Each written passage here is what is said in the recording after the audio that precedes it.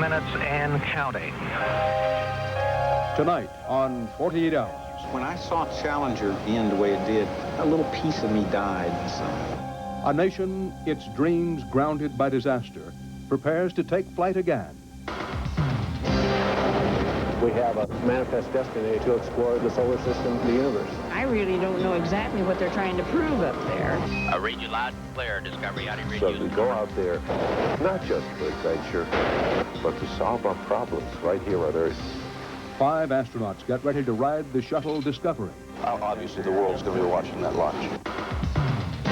But first, a crucial 2-day game of good guys versus gremlins, as NASA tests itself to make sure that this time nothing goes wrong. These guys are ready to fly now. And Americans wonder, is it really safe? I don't want to launch a day before we're ready. I don't want to launch a day after we're ready either. It's baloney. They're going to fly as soon as they can. They'll take a chance. They're test pilots and things. They know what the risks are. We have main engine start. 4, 3, 2, 1. Ignition and liftoff.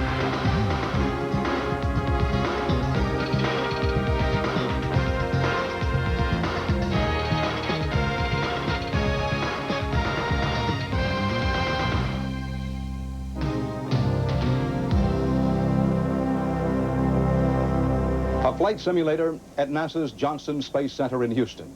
The return of the shuttle has been plagued by delay after delay. Current launch date, late summer. More than 2.5 years after Challenger exploded, breaking America's heart and setting back the U.S. space program years. As the astronauts are grounded, critics again raise the debate, is manned spaceflight worth the risks and the money? For 48 hours, come along with us inside America's space program as the men and women of NASA face a critical test here, a test that must go well before the shuttle can fly again.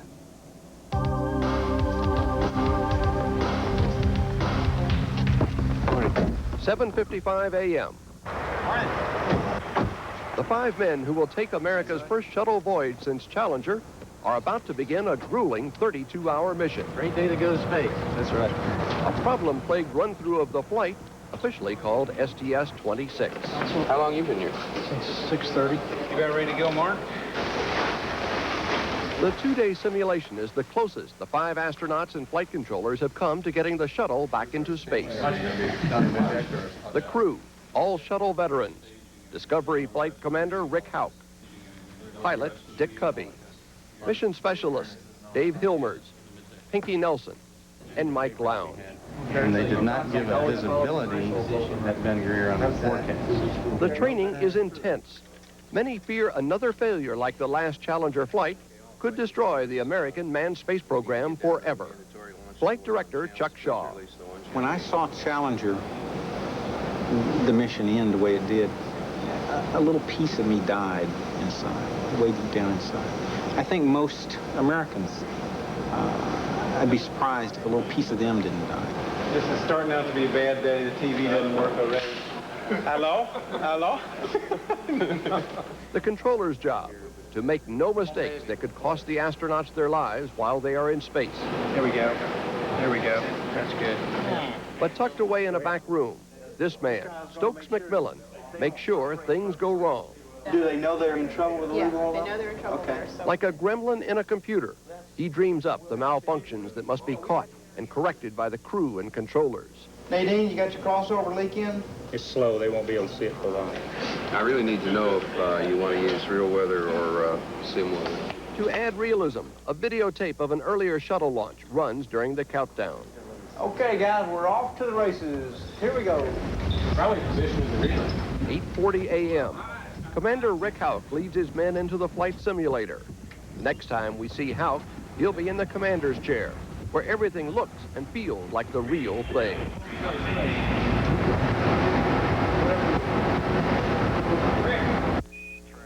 T-minus 5 minutes and counting. See clear caution warning memory.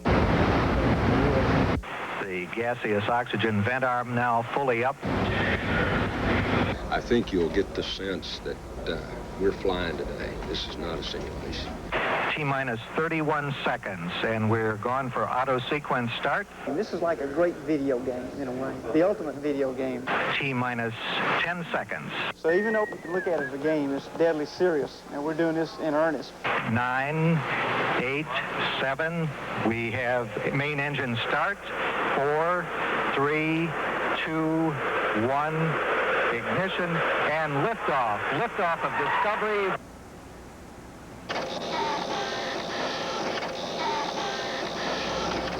That's left SRB Discovery, that's left SRB rock for FCS Channel 2. Okay. The mission's goal: get into space, deploy a satellite, and bring the astronauts home safely. It's going to go in about 30 seconds into the burn, Stokes. Throttle up, Stokes. 5 minutes into the flight, a major problem. Okay, Jim, coming up on the engine failure. A main engine fails. Yes! Perfect. Incredible. Discovery, we'd like you to interconnect the helium from the center engine to the right engine. How'd you understand you want that now? That's affirmative, Discovery. Say again the orbit after one. It's turning out just like we wanted it. A couple of our failures even worked better than we anticipated. So far, so good. Got a long way to go, though.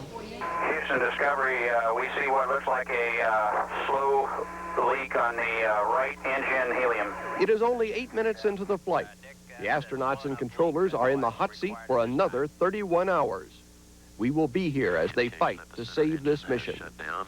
Reason for that failure at this time unknown. General purpose computer number 3 has failed. We see the cabin pressure transducer failed. We see a fuel tank valve on APU-1 stuck open.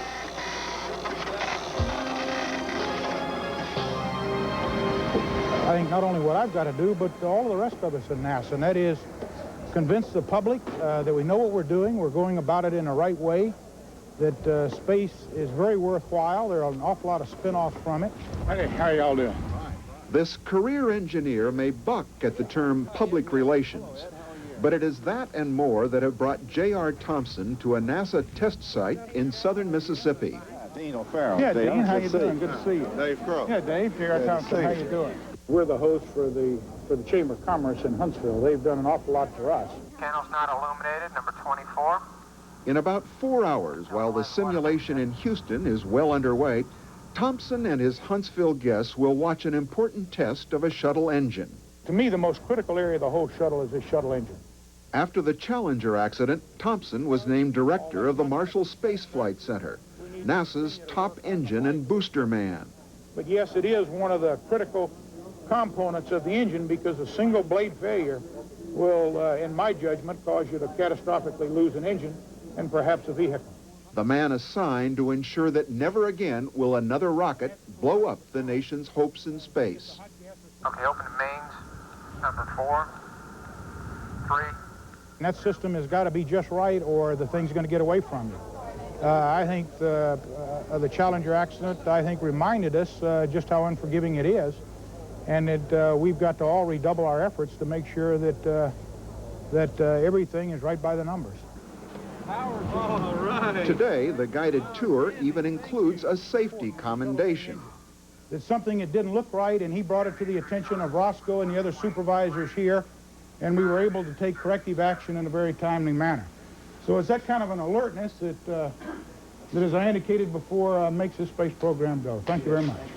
What would have been the consequences if that small detail had not been revealed? Since we've got people like Ralph in the program, we don't have to worry about it. But how about the taxpayers who worry about them? We've got people like Ralph in the program. Roger.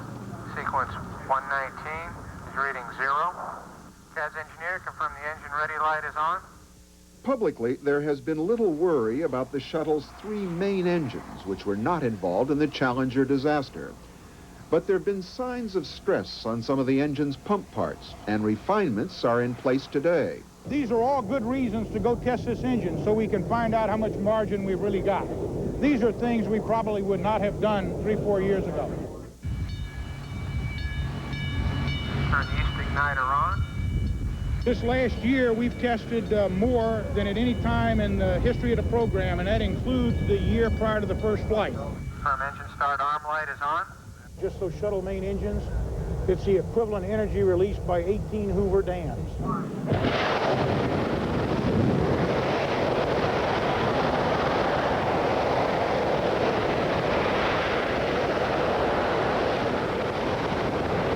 We're also pushing the engine more to the limits than we did in the past.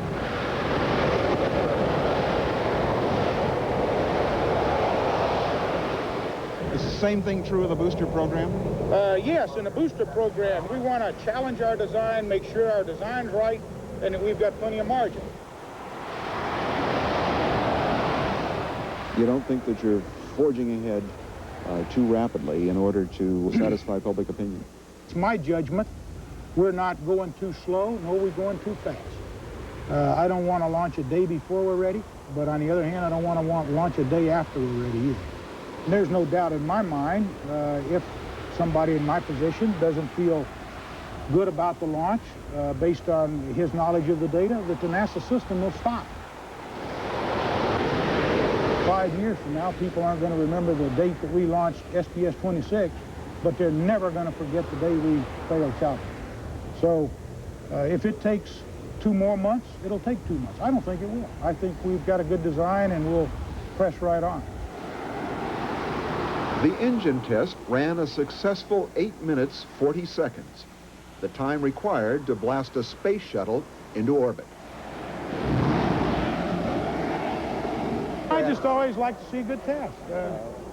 It gets the blood running, and I enjoy it. Isaac Asimov, scientist and writer. Now let's talk about the impact of the Challenger explosion, the Challenger disaster. Well, it frightens people. All of a sudden, space isn't friendly. All of a sudden, it's a place where people can die. It's not safe.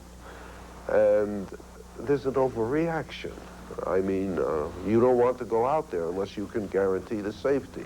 You've got to have fail-safe systems. You've got to have zero risk. And we can't. We never can. At no time do people say, we must not develop airplanes, we must not develop automobiles, we must not build structures. I mean, these are deadly. Of course they're deadly. But we're accomplishing something, and there's a price we must pay. Naturally, you try to make the price as little as possible. But the same with space. More people are going to die. Many people are going to die. But we can't let that stop us. We can't explore space if the requirement is that there be no casualties. We can't do anything if the requirement is there be no casualties. It doesn't mean I want casualties, but we have to be willing to accept them too.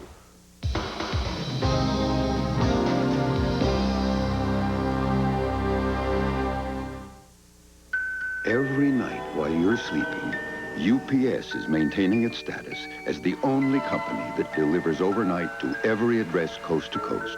And now we guarantee it. Introducing UPS Next Day Air Guaranteed. And because we're so efficient, we'll still do it for up to half what other companies charge, which is guaranteed to cause our competition some sleepless nights. UPS, we run the tightest ship in the shipping business. The Noid's a wizard at making pizzas cold. But Domino's pizza stays hot and fresh because it's delivered so quick, even the Noid can't break the spell. Domino's pizza delivers hot and fresh. Suddenly, there's a whole new development in sports sedans.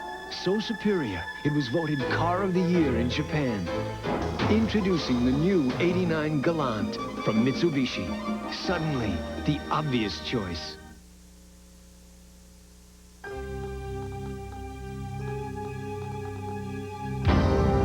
Okay, AC-1 Phase A is going in. I don't want to mess up a sight. I just think that's real hokey. What about, though, your matrix failure you were talking about? This automatically turns all those things off, and so that'll push them a no-go right there, won't they? Will they? 5 hours into the mission, Master Gremlin Stokes McMillan is at it again. We're doing them a favor now by killing that satellite. Creating obstacles. They have a lot more brakes. Playing havoc with the shuttle flight. That's what we're paid to do, cause trouble. It's a lot of fun. I mean, we get to break things and watch other people fix it. Let's go around the room, see if anybody else has got any other changes. Whatever Stokes-McMillan breaks, Flight Director Chuck Shaw must fix. Okay, GNC flight. He is in charge of solving all the problems the gremlins put in his path. We've got plenty of time, so let's don't rush it. Flight procedures, we don't have plenty of time. We still need to elevate. The goal today is to deploy a communication satellite. Yes, sir, that's the game plan. But not if Stokes-McMillan can help it. Okay, all operators, you got your data. We'll be going around the room for a go for deploy poll, prop. We might as well go ahead and let that the hydraulic system break for... Are you go for deploy? Yes, sir, we're go for GNC, go flight. Fido, go. DPS, go. They're going to try to deploy, period, on 8D. What is trying to come up with something else?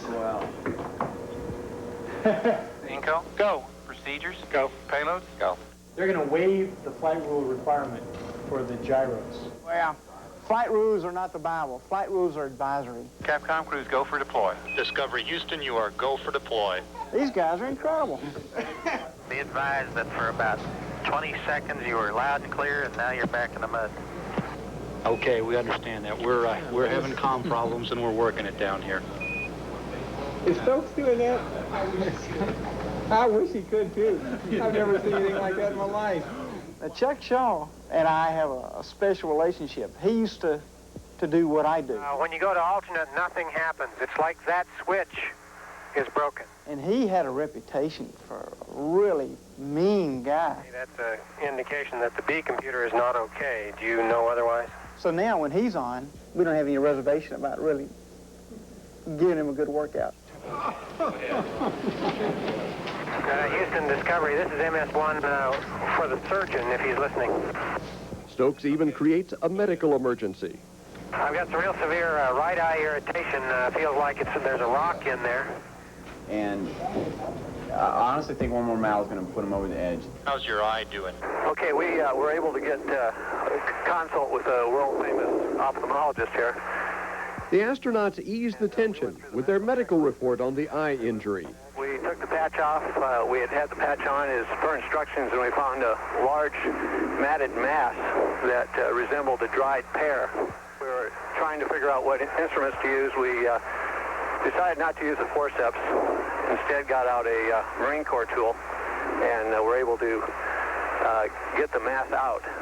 Mike reported that he's feeling a lot better, and I'm working on my article for the New England Journal right now. Dave, that sounds great. Looks like you did just as good a job as any of the flight surgeons down here.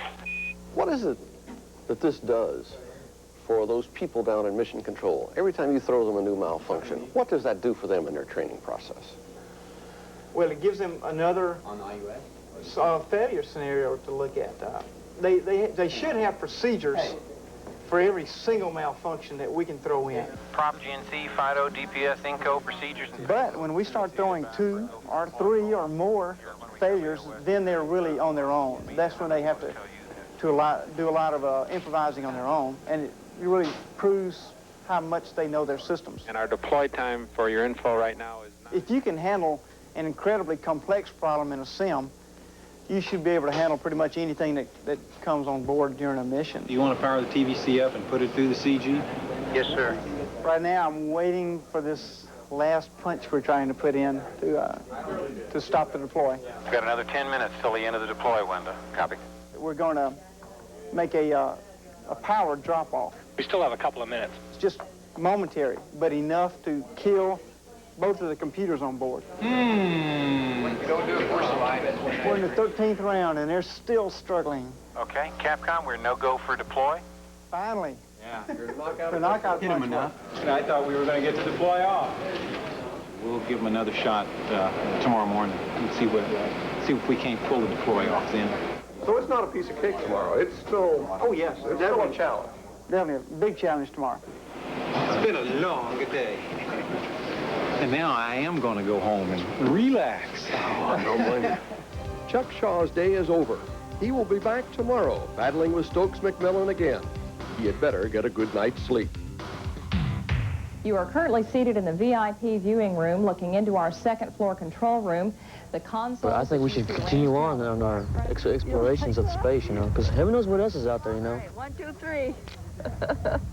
I don't know as far as private citizens what we can do, but if there's anything that I could do, I would like to help get this show on the road again. This is what they went to the moon in? This is a liquid oxygen. The Buck Rogers allure of space travel still runs deep. Polls show 2/3 of the public want the shuttle program to go forward. Yet 43% of the people polled recently by CBS News and the New York Times felt too much money is being spent on space. I really don't know exactly what they're trying to prove up there. Well, we haven't got the American people excited again about the space program. I know it because we waited for this. Congress, too, senses the need for clearer goals. We're pushing hard for the space station as being our next real permanent platform in space.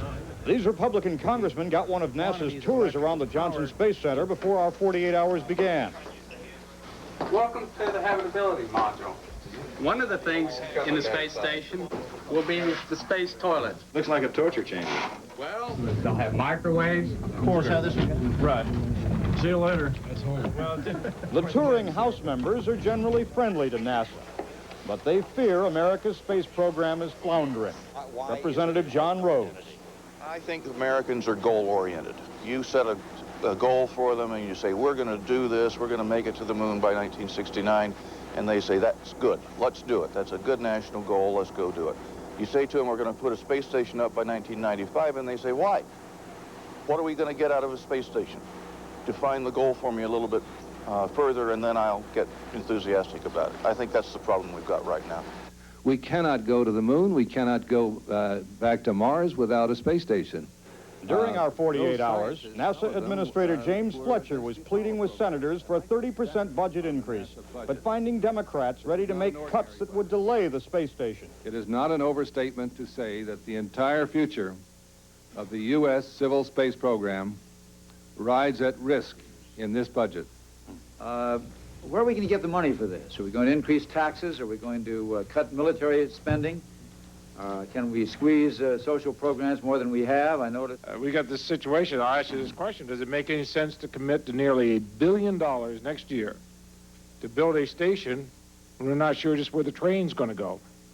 Senator Leahy, I think we are sure where the train is going to go, and that is to move out beyond Earth orbit in human presence into the solar system, either the moon or to Mars, and that can be done in no other way. As just one senator, and only one member of this committee, I'm a long way from convinced. And, Mr. Chairman, thank you for the time. Remember, the nation that first develops the space frontier is going to shape the future of the 21st century.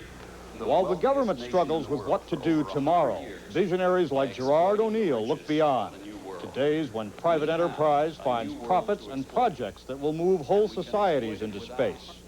The most visionary thing of all is the thing that excites people the most, and that is the idea of a new frontier, of going out into space to live and work and settle and move the families there. How do you get them excited in the next 10 years? Because we're not going to have colonies out in space in the next 10 years. I wouldn't make a bet on that if I were you. Apollo was a 50-year program. We did it in 8. Space colonies are a 50-year program. We can do them in 10, the same way. To admit, even sitting on the committee, I've never seen the vision of what economically this can do for our country. Exactly. I'm just talking energy. Natural resources, yeah. Space tourism, yeah. is a multi-billion-dollar industry. And we worry about a few $1 billion when we could turn the whole universe around. Back before one thing we do know is that we need to get one off the ground here that's a success. That's going to be a big test, isn't it? Yes, it is. Yes, the August launch is crucial. And the whole, obviously, the world's going to be watching that launch. What about public opinion? American public opinion has been drifting away from space. Can it be brought back? Well, you know, I think the only reason that public opinion was strong on space for a while was the shock of Sputnik 1. The fact that the Russians, whom most Americans denigrated as a technological power, you know, all they did was drink tea out of their samovars, that it got the satellite up first, shocked us to the point where we had to get to the moon ahead of the Russians or else not be able to look ourselves in the face. And we did. 1969, we landed on the moon and the Russians were nowhere. And since then, we've eased up. I keep hoping all the time the Russians will do something really spectacular just to get us moving again. But you can't rely on that. I think we are, in a sense, a victim of our own success. We have built up such a successful society, and we have a standard of living which is so high that it is very easy for all of us to be, or a great many of us, to be comfortable and to want to be amused. And it can lure us away from the important things of the world and of life. And we can go down laughing, so to speak.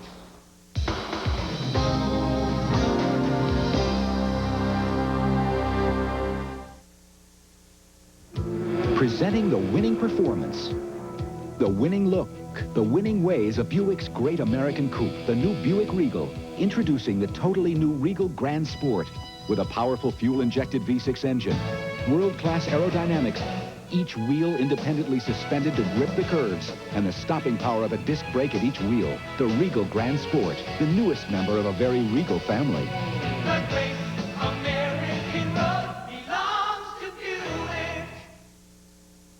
It's a brand new day. Now here's a special coffee to get you on your way. It's Taster's Choice Colombian Select with half the caffeine. Get a full cup of flavor with only half the caffeine. The kind of coffee you'll savor from all Colombian beans. Colombian Select, rich, real coffee with half the caffeine. A full cup of flavor, only half the caffeine. Taster's Choice Colombian Select.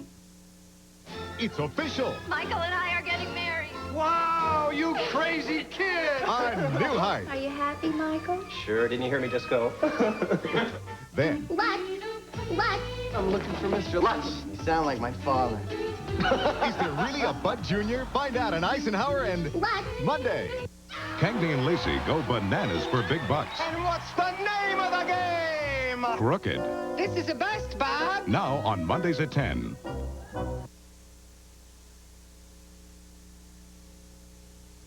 When people abuse drugs, they can ruin their lives, lose their jobs, and let a lot of other people down. Take it from me. Don't be a fool.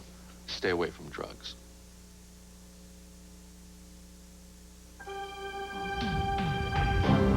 As events of the last 2 years plus have unfolded, how have your neighbors been?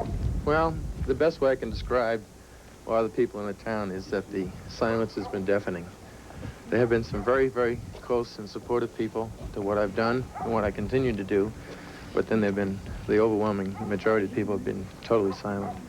Roger Beaujolais had hoped to retire here. When you look at this home, what do you think of? In a home on a Utah hillside not far from the Morton Thiokol plant, where he used to work in the shuttle booster program. But the home is for sale now, a sign of an uncertain future for a man still racked by a historic past.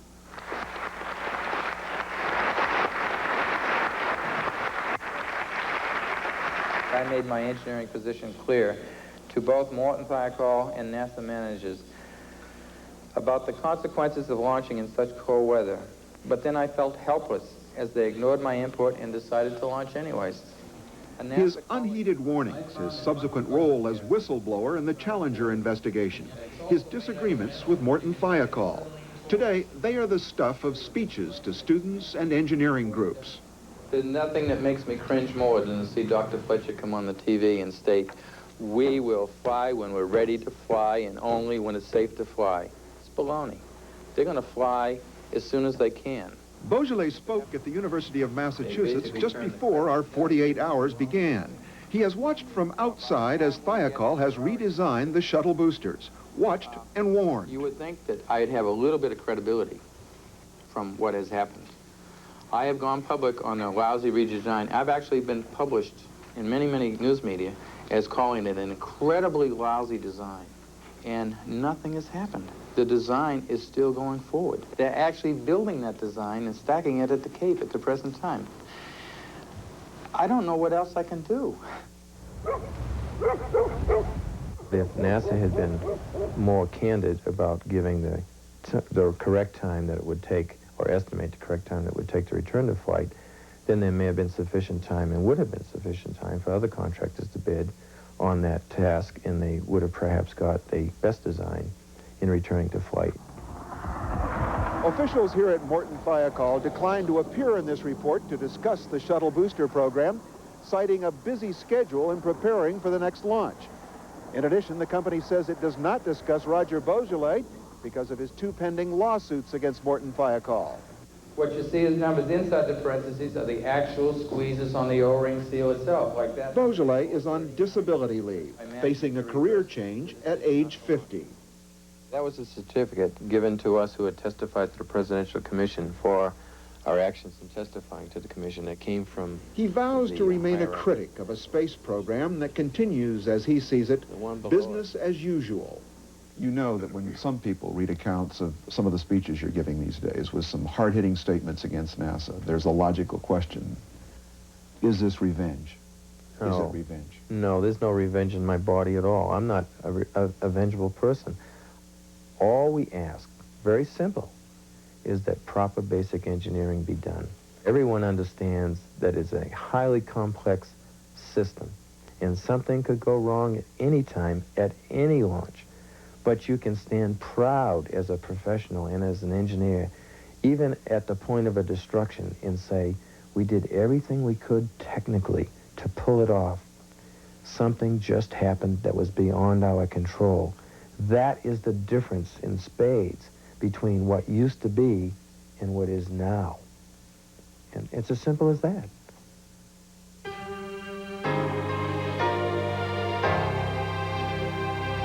NASA is banking heavily on its controversial plan to build a giant space station as a sort of way station to the moon and Mars and beyond. And it's put together piece by piece like a giant erector set. Yeah, somewhat like that, only these are pretty big pieces we're talking about. Will you show us around? Let us see. Sure, I'd be glad to. Look like? Clark Covington, the manager of the space station program in Houston, has watched with concern as the Soviets build up a big lead in time and orbit in their stations. He has to settle for just a mock-up on the ground and plenty of uncertainty. It's the part that has to do with the political end of it, the getting the program sold and keeping it sold and getting the right funding every year. That's the really hard part. Once we get past that, the engineering's easy. This portion of the space station is for what? Well, this is the habitation module, and this particular section down here. That's NASA's for where the astronauts live? Yeah, well, they do some work in here, too, and other things, but yeah, generally that's right. This happens to be the area where the crew compartments are, and for the station that's built up that we can leave in a permanent man configuration, right now we have it sized for a crew of 8. So we have 8 private compartments here that afford the crew some measure of privacy for where they sleep and do their private things. They've also got a workstation in there. They've got a computer and a television screen. Now, I guess this is the meat and potatoes of it here. This is where the work stations are, or the scientific areas. Yeah, this is really why the station's up. This is a place where most of the experimental work and the applications of commercial stuff is done.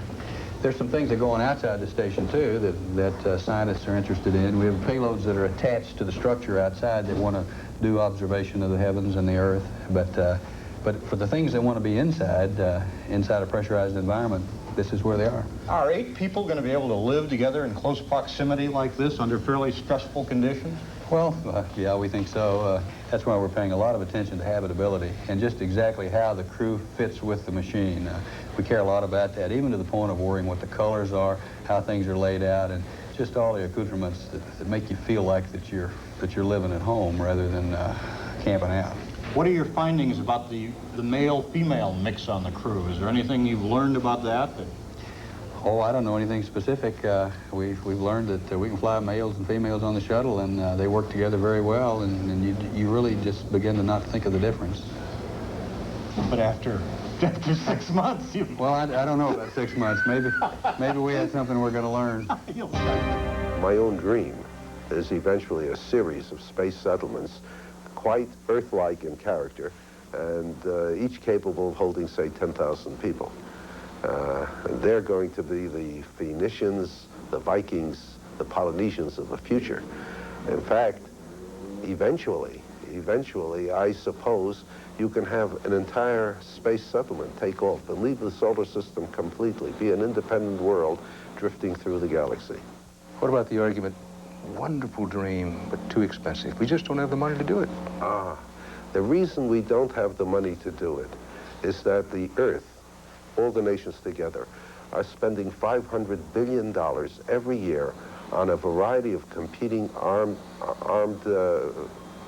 systems, armies and armor and weapons, etc., all of which is non-constructive, all of which is destructive. If we could take 10% of it and devote it to space, we'd have $50 billion a year. We could do anything we wanted. You frequently hear comments like, why should we go out into space? We have so many problems here on Earth. But it may be that the problems we have on Earth can't be solved without going into space. The only way we can learn enough about Earth is by viewing it from space. The only way we can perhaps get enough energy for our increasing needs is by getting it from space. The only way in which we can get more knowledge to help us solve our problems may involve getting out into space. In other words, we can't make a dividing line between Earth and space. We've got an expanding society and expanding problems. And if we need solutions, we've got to find them wherever we can. And a great many of the solutions are in space, so that we go out there not just for adventure, not just to satisfy a few scientists, but to solve our problems right here on Earth. The sims come and go like school exams. The bread and butter training just keeps going. The only place on the ground where astronauts can practice spacewalking is underwater. They call it the Weightless Environmental Training Facility, the WET-F. Okay, let's connect to LCVG. Suits are triple checked, safety divers on hand, because one leak in a spacesuit and it sinks like a rock.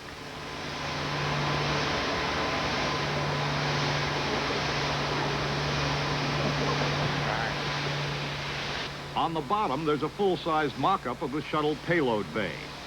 Astronauts Mark Lee and Jim Buckley practice getting to it through the hatch and using the tools they'll need to make emergency repairs in space. You look like a couple of weekend mechanics there, just using ordinary hand tools. How hard is it? Well, many of the tools that we have, we don't have all of them out here, but, you know, box end wrenches, cable cutters, Essex wrenches, crescent wrenches, most of the tools, if you looked at all of them in the toolbox, they're exactly like people have home in their toolboxes. We've just qualified them for space flight. Mark, you feel like you're in space? A little bit.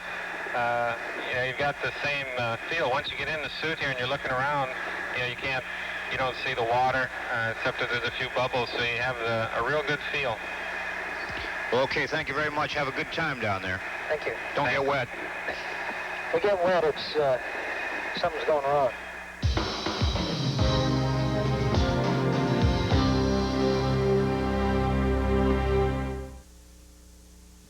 The Nissan Stanza GXE is equipped with a host of standard features any family can appreciate, like a 4-speaker stereo cassette system,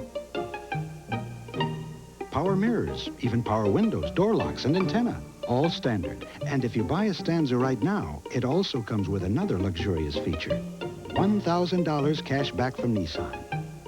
Now, if that's not a well-equipped car, what is?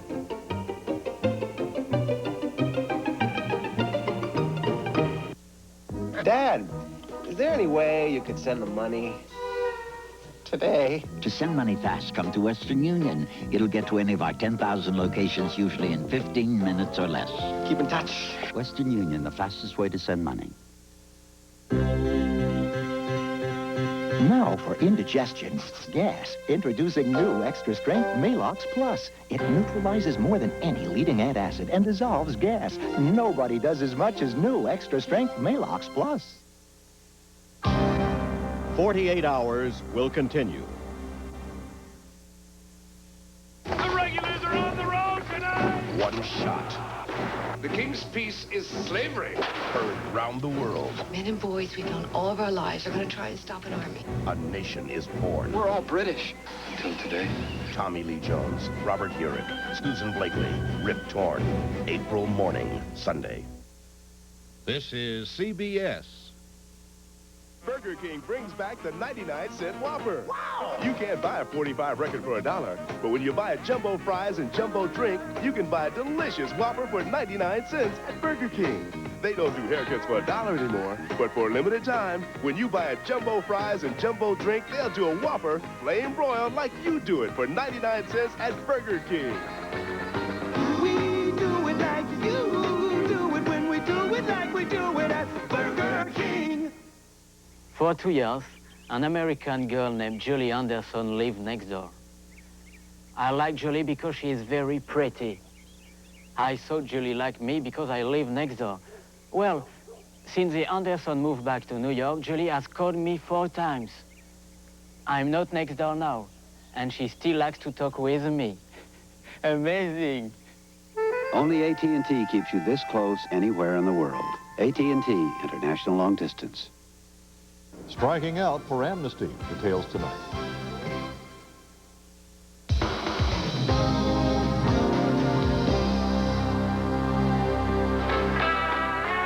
Okay, we got a lot to tell you. If you don't have anything for us, we'll Day start 2. right in. Troublemaker Stokes McMillan decides the flight team deserves a victory. Okay, we're ready. And allows the astronauts to launch the communications satellite. On our call, we'd like you to hold that for 5 seconds and then release it. The art in this job and being in training is to make it as tough as we can on these guys, but still let them succeed. Flight FAO. FAO, I may have a piece of good news for you. McMillan now has a new set of emergencies up his sleeve for Flight Director Chuck Shaw. It's like playing blind man's bluff, trying to get telemetry back. Could have had a failure in the electronics, or we could have lost power. Yeah, well, something's wrong. Data. That's the first burst of data we've had in a long time. Those of us that work here in the control center, like both as a crew members and here, I won't say we thrive on pressure, but pressure isn't something that we avoid. Okay, Inco, explain yourself again. What happened? We false locked the transponder. We had to bring the modulation down, reacquire. We enjoy working in an environment that's a time pressure environment. Anybody that doesn't or can't operate in that environment doesn't have a place here. System 3's got the hydraulic leak. System 2's got the degraded gearbox. Maybe we should start marking the things that work. It'd take a lot less ink. As you prepare for this next flight, how important is the camaraderie, the friendship, the working close together in close quarters? Well, you have to be able to do that. You're thrown together. There's about 18, 19 of us in this room. The total flight control team is about 40 folks. You've got to interlock and work real well together. How many malfunctions did you put in this one? I'd say roughly 75. I get this mental picture of an orbiter that's leaking and pieces are falling off of it. Springs are flying out of the edges. They've learned they can work together well as a team. This is the actual team that's going to fly STS-26. I believe they've communicated among themselves very, very well. They've kept the flight director informed of what's happening, and the crew has communicated with the ground very well. Why don't you give us a chance to turn to those pages before you read us the inputs? The system's working right now. We've got the right teams together for flying the next flight. And all operators, we have about an hour left in the sim.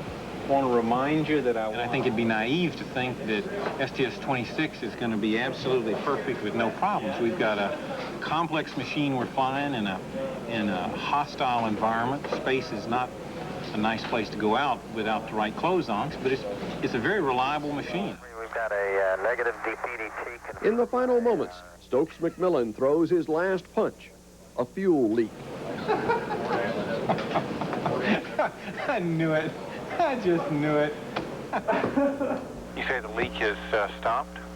Yes. Flight Sim Soup, I believe we're ready to call it a sim. I concur, Sim Soup. You did good. I just wanted to go down on the records that you quit first. Chuck, are you confident, beyond any shadow of a doubt, that come time for our launching of STS-26, that you're going to be ready, the team is going to be ready, the astronauts are going to be ready, NASA is going to be ready, and the country is going to be ready? Without a shadow of a doubt. And I could look you in the eye and say that. Good job. You tried the very best you could. Now, I think you almost made it. Way to go. Well, you know, thanks. I appreciate that. I really do. I think for a bunch of wimps, you guys did all right. Well, I don't know. This is planned just like an Olympic athlete. They plan their training in a certain way to peak right there at the moment, and I think this is going the same way. The people right now, as you can see from this sim, they're very, very good. But when we fly, I think they'll be at 110% rather than 100%.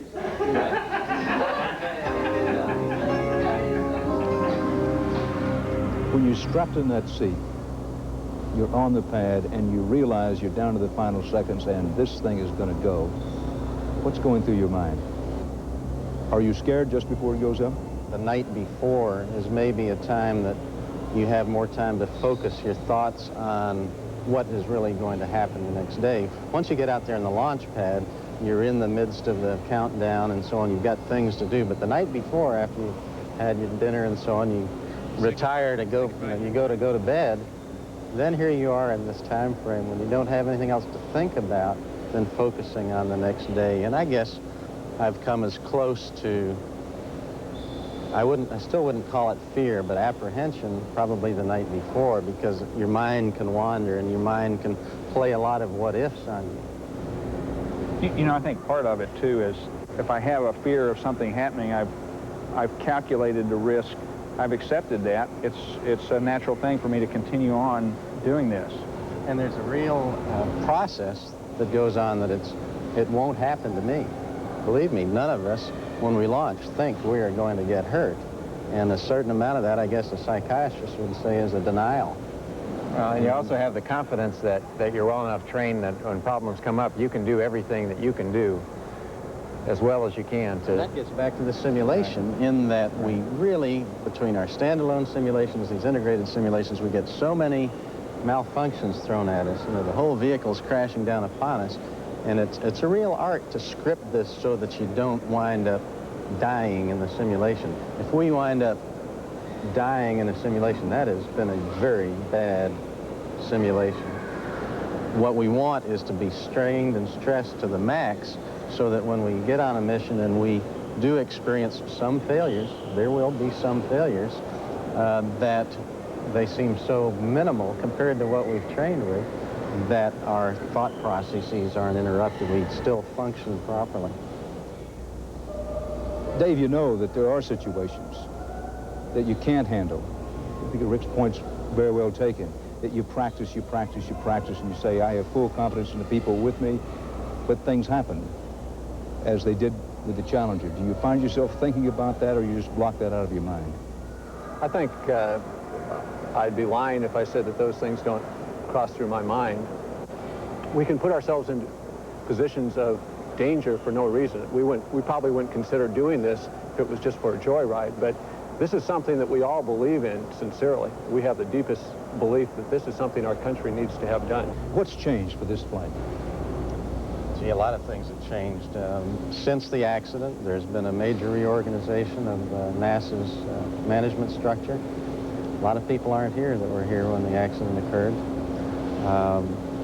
One of the recommendations out of the Rogers Commission was to involve astronauts more in the management oversight process and in the safety evaluation process. So we've reviewed the entire space shuttle system, and we've made a lot of hardware changes. We've made a lot of software changes. It's interesting, I think out of 80-some subsystems that make up one solid rocket, we've have changes to 59 of those. That doesn't mean this is a whole new vehicle by any stretch of the imagination, but there have been a lot of changes. You've gone through this simulation. If all goes well, God smiles, you're going to go up in the summer, or certainly by the end of the year. What's the most important thing for people in our audience to know about this flight and how you feel about it? We have a manifest destiny, if I can use a cliche, to explore the solar system, the universe. And that's something that I don't think that you can keep men back. The United States needs to be in the forefront of that. And manned exploration is going to be something that is going to happen. Humans will do that. They may not be Americans, but humans will do it.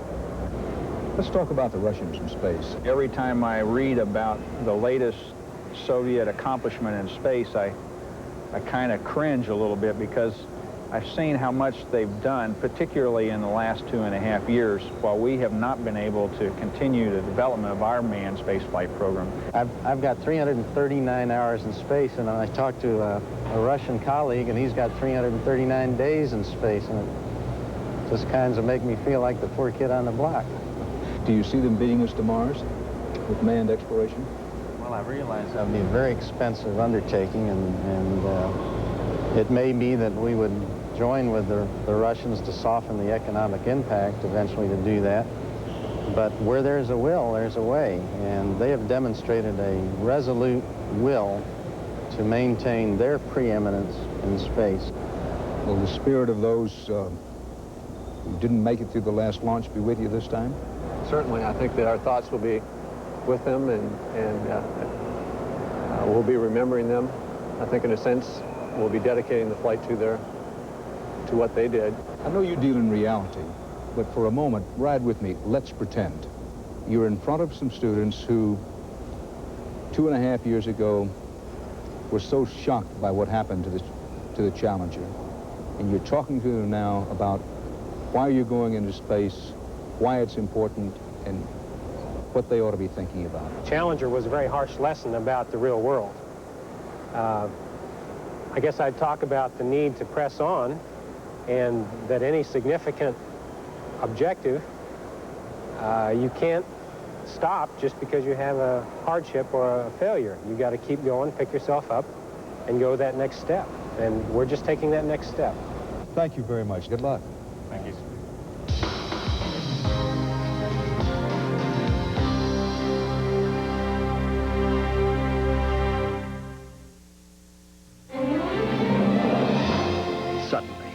Homes all across America are opening. They're opening for Coldwell Banker's annual Spring Open House celebration. More homes than ever before, so you're sure to find the one that's right for you. Just call your nearest Coldwell Banker office. But hurry, spring doesn't last forever, and neither does our open house celebration. Coldwell Banker, expect the best. A member of the Sears Financial Network. If you want expert advice on plant food, there's no greater authority than these champion gardeners in the Guinness Book of World Records. Okay, the best plant food? Miracle Grow, without a doubt. Miracle Grow really produces. Here's proof. Miracle Grow makes everything grow bigger and better. I can't promise that Miracle Grow will earn you a world's record, but I can promise you'll get more flowers, more vegetables with Stern's Miracle Grow. Now, the Miracle Grow no-clog feeder. So fast, so easy, you'll feed your whole yard in minutes.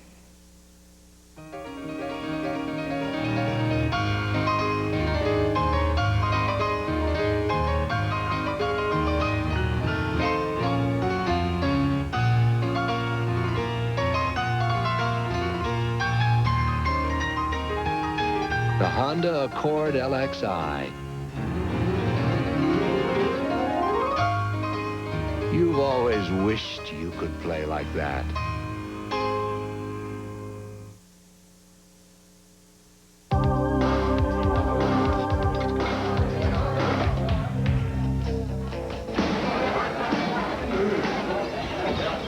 They're great people. They're unique people.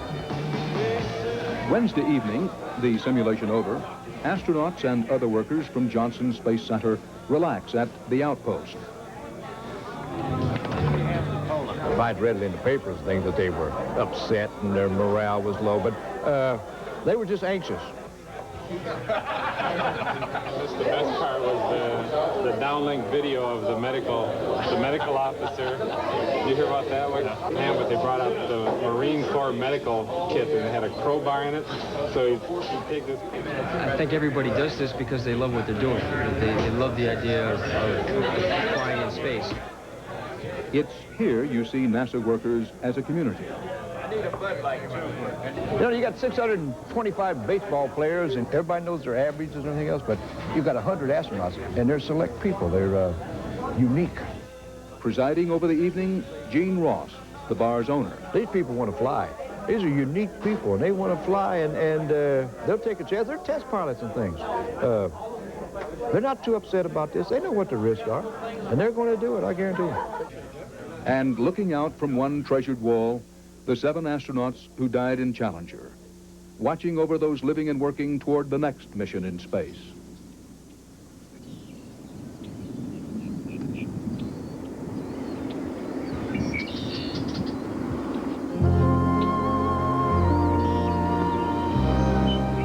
It has been more than 2 years since the launch pad at Cape Canaveral shuddered with the roar of Challenger's engines. If the shuttle does rise again, NASA and all Americans who felt the horror of that cold January day will get a much-needed lift. And beyond discovery, it will take time, money, and perhaps more tragedy. But human beings seem committed to push ever farther into the universe. I'm Dan Rather. Until next week, that's 48 hours. The game Monopoly is back at McDonald's.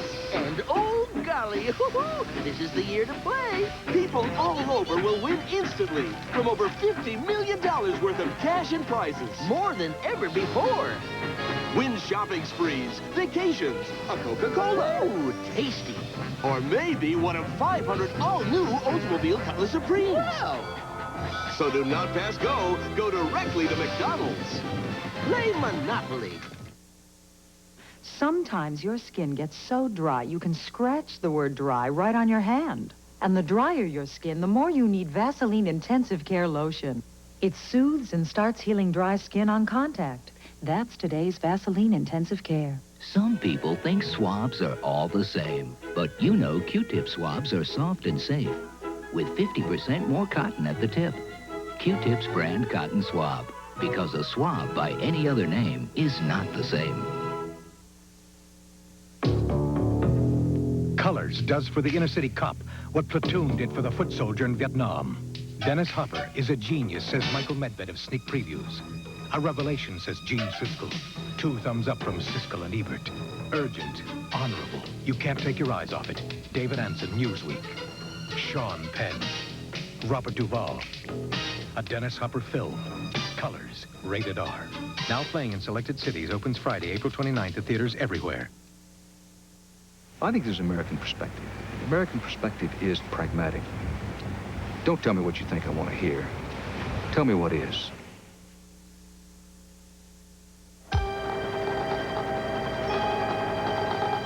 Next week, Americans fighting a jungle war in a foreign land. This is where it all begins, gentlemen. Against an enemy that's already invaded this country. From the jungles of Bolivia On the ground! On the ground! to the streets of America. 48 hours in the cocaine war.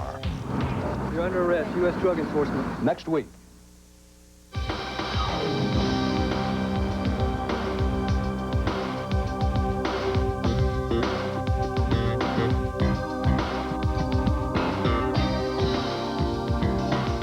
The crime, the gruesome murders of 4 men.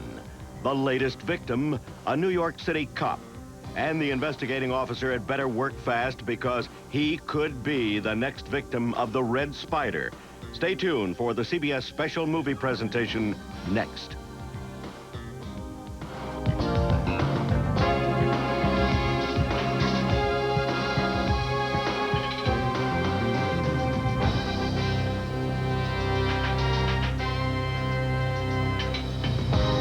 For a transcript of 48 hours, send $3 to Journal Graphics, 267 Broadway, New York, New York, 10007. High Mountain Rangers at 8. 7 Central and Mountain. Tour of Duty at 9. 8 Central and Mountain. West 57th at 10. 9 Central and Mountain. Saturdays prime time. On CBS. This is CBS. Last year, my family dragged me to Mickey Thompson's Off-Road Grand Prix. This year, I can't wait. It's great! And I save $4 on the best seats with Action Pass. And you can get one at your Toyota dealer. Free pit pass, too. Get a Toyota Action Pass. Single-seater! ATVs and trucks. That's why I go to all these races. Get your Action Pass at your Toyota dealer today. Mickey Thompson's Off-Road Grand Prix, April 23rd, Houston Astrodome. Deep in the brush.